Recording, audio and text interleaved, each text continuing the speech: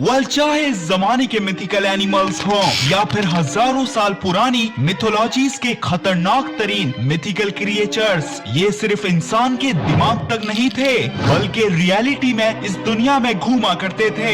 ये वीडियो मेरी इस टॉपिक में प्रीवियस वीडियो का पार्ट 2 है और पिछले पार्ट में तो आपने बहुत अच्छा रिस्पॉन्स दिया था, तो इस वीडियो को भी पूरा देखना। नंबर 7, फेनरियर। दोस्तों, नॉर्स मिथोलॉजी में एक फेनरियर नामी जायंट वुल्फ बहुत ज्यादा फेमस है और इसी मिथिकल वुल्फ के फिक्शनल वर्जन को आपने थॉर रैग्नारॉक मूवी में भी देखा होगा। खैर, फेनरियर के जैसी जायंट वुल्फ्स और भी कई मिथोलॉजीज में अपीयर हुई हैं। असल में आज से 10,000 साल पहले आइस एज के जमाने में आपको ये जायंट वुल्फ्स जरूर देखने को मिलती। जी हाँ, यहाँ मैं बात कर रहा हूँ डायर वुल्फ्स की। इन्हें इस दुनिया में इवॉल्व होने वाली सबसे बड़ी वुल्फ्स की नस्ल बताया जाता है और कंपैरिजन के लिए ये modern day largest grey wolves से 25% बड़ी होने के साथ साथ हर लिहाज से बेहतर थी। इसलिए तो डायर वुल्फ्स आइस एज के बहुत से मेगाफोना का आसानी से शिकार किया करती थी। बहरहाल, जब आइस एज खत्म हो रही थी तो इनकी ज्यादातर डाइट का हिस्सा होने वाले मेगाफोना भी खत्म होने लग गए थे, जिसके नतीजे में डायर वुल्फ्स भी एक्सटिंक्ट हो गयी। लेकिन इनके साथ कोएग्जिस्ट करने वाली ग्रे वुल्फ्स आज भी जिंदा हैं, जिसकी वजह है ये छोटे एनिमल्स का शिकार करती हैं। Number 6, 4 tusk elephant. हिंदुइज्म में हमें कई बार 4 टस्क यानी 4 दांत वाले एलिफेंट्स का जिक्र देखने को मिला है, जैसे कि इंदिरा नामी डीडी की एरावत नामी सवारी। और यही नहीं बल्कि फेमस रामायण में भी ऐसे मिथिकल एलिफेंट्स का जिक्र आया है। दोस्तों, 23 से 2 मिलियन ईयर्स पहले जब मैग्लेडॉन समंदर में घूम रही थी तो उस दौरान वाकई में जमीन में 4 दांत वाले गोम्फोथियर्स नामी एलिफेंट्स के रिलेटिव्स इस दुनिया में पाए जाते थे। माना जाता है ये अपने नीचे के दांतों को शवल की तरह इस्तेमाल करके आसानी से अपनी हर्बीवरस डाइट को कंप्लीट कर लिया करते थे। वैसे जिस दौरान गोम्फोथियर्स इस दुनिया में घूम रहे थे उस वक्त तक हम इंसान छोटे दिमाग वाले होमो इरेक्टस तक ही इवॉल्व हुए थे। इसलिए पॉसिबल है कि गोम्फोथियर्स के फॉसिल्स ने हिंदुइज्म के मिथोलॉजिकल एलिमेंट्स को इंस्पायर किया होगा। नंबर 5, मैपेनग्वारी। काफी सालों से अमेज़न जंगल में रहने वाले ट्राइबल लोग एक मैपेनग्वारी नामी मॉन्स्टर को देखते आ रहे हैं। ये लोग बताते हैं इस मॉन्स्टर की सिर्फ एक आंख है और पेट में माउथ है। साथ ही साथ इस मॉन्स्टर का काम अमेज़न जंगल को प्रोटेक्ट करना है। अब साइंटिस्ट्स के मुताबिक तो ये क्रिएचर सिर्फ मिथिकली है, लेकिन हम सब जानते हैं अमेज़न जंगल में आइस एज के टाइम वाकई में ग्राउंड स्लॉथ नामी एनिमल्स एक्सिस्ट किया करते थे और ये चलते भी मैपेनग्वारी मॉन्स्टर की तरह थे। साथ में इनका साइज एलिफेंट्स के जितना होता था और ये साइज तो मिथिकल मैपेनग्वारी से भी कुछ हद तक बड़ा है। खैर, हम ये भी जानते हैं कि आइस एज के खत्म होते होते और साथ में इंसानों की हंटिंग ने इन एनिमल्स को 11,000 साल पहले एक्सटिंक्ट कर दिया था। इसलिए शायद अमेज़ोनियन ट्राइबल लोग अपने बच्चों को ग्राउंड स्लॉथ की कहानियां सुनाते होंगे और उन्हीं हजारों सालों की कहानियों के सिलसिले में ग्राउंड स्लॉथ रियल एनिमल से मिथिकल मैपेनग्वारी क्रिएचर बन गए। या फिर ये भी हो सकता है कि अमेज़न जैसे अनएक्सप्लोर्ड जंगल में क्या पता ग्राउंड स्लॉथ आज भी घूम रहे हो। वैसे ग्राउंड स्लॉथ कैसे इस दुनिया में वापसी आएंगे इसका तो मैंने आपको अपनी इस वीडियो में बताया ही था। Number 4, Griffin.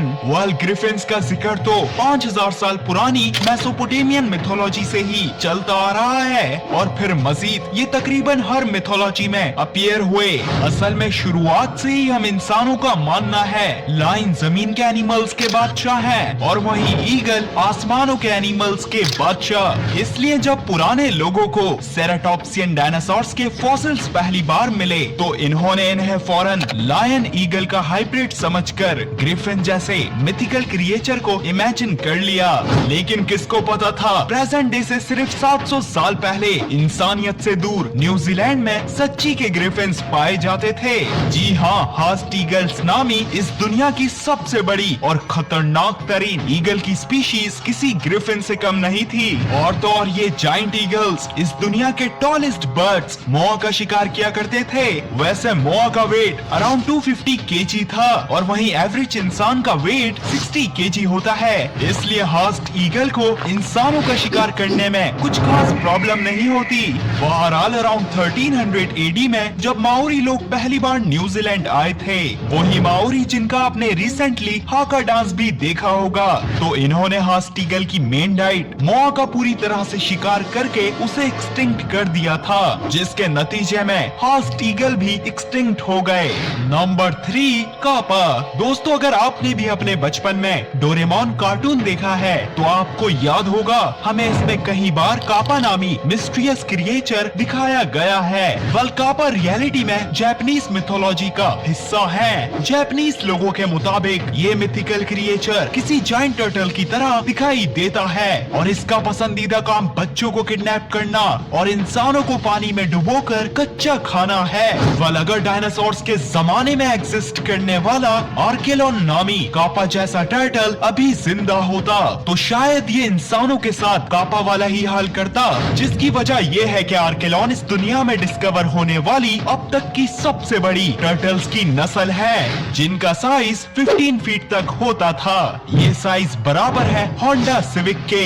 वैसे आर्केलॉन की डाइट मॉडर्न डे टर्टल्स की तरह ओमनीवरस थी और अजीब बात तो यह है कि इन टर्टल्स की भी कापा की तरह एक बड़ी सी चोंच हुआ करती थी, जिसका काम सख्त एनिमल्स के शेल को तोड़ना था। Number 2, bloop. अराउंड 1997 में इस दुनिया के लार्जेस्ट पैसिफिक ओशन से ये साउंड डिटेक्ट किया गया था।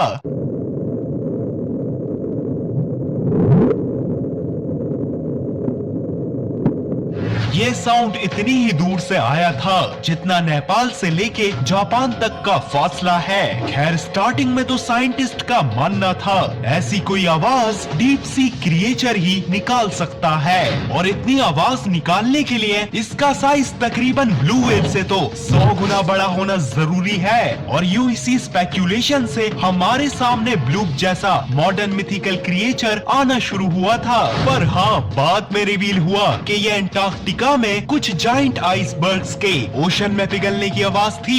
वैसे ताज्जुब की बात नहीं होगी अगर फ्यूचर में 95% अनएक्सप्लोर्ड ओशन से कोई ब्लूप जैसा क्रिएचर डिस्कवर हो जाए, क्योंकि जोरासिक पीरियड में लीडसिक्थिस नामी इस दुनिया की सबसे बड़ी फिश पाई जाती थी, जो अपना 40,000 दांतों से भरा मुंह खोलती थी तो बिल्कुल किसी मिथिकल ब्लूप की तरह दिखाई देती थी। और तो और हम इंसान इसके साइज के सामने किसी मजाक से कम नहीं थे। वैसे लीडसिक्थिस कोई शिकारी फिश नहीं थी, बल्कि बर्लिन व्हेल्स की तरह फिल्टर फीडर्स थी। Number 1, giant bovids. Bovids cattle, buffalo और बाइसन को कहते हैं और ऐसे बोविड्स को इज्जत से और जाइंट करके बहुत सी मिथोलॉजीज में दिखाया गया है, जैसे कि ग्रीक मिथोलॉजी के फेमस मिनोटॉर जैसे मिथिकल मॉन्स्टर को ही देख लीजिए। साथ ही साथ नेटिव अमेरिकन और हिंदू लोगों के बीच में जाइंट बोविड्स को बहुत ही ज्यादा सेक्रेट माना जाता है। पर सवाल ये है कि क्या वाकई में कोई जाइंट बोविड इस दुनिया में आया था? तो जी हाँ, आइस एज के ठंडे तरीन मौसम में बाइसन लैटिफ्रॉन्स नामी इस दुनिया के लार्जेस्ट और हैवीएस्ट बोविड्स पूरे नॉर्थ अमेरिका कॉन्टिनेंट में घूमा करते थे। और तो और इनका साइज तो एक एसयूवी कार के जितना होता ही था, पर इनके हॉर्न्स के बीच में भी आराम से कार फिट हो सकती थी। वैसे बाइसन लैटिफ्रॉन्स 2 लाख साल पहले ही यूरोप और एशिया में पाए जाने वाली अपने से छोटी स्पीशीज स्टेप बाइसन से इवॉल्व हुए थे और स्टेप बाइसन साइबेरिया की कभी ना खत्म होने वाली सर्दी से आज भी डिस्कवर होते रहते हैं। वेल, बाइसन लैटिफ्रॉन्स अपने एंसेस्टर्स स्टेप बाइसन के साथ साथ आइस एज के खत्म होने और ह्यूमन हंटिंग की वजह से इस दुनिया से एक्सटिंक्ट हो गए थे।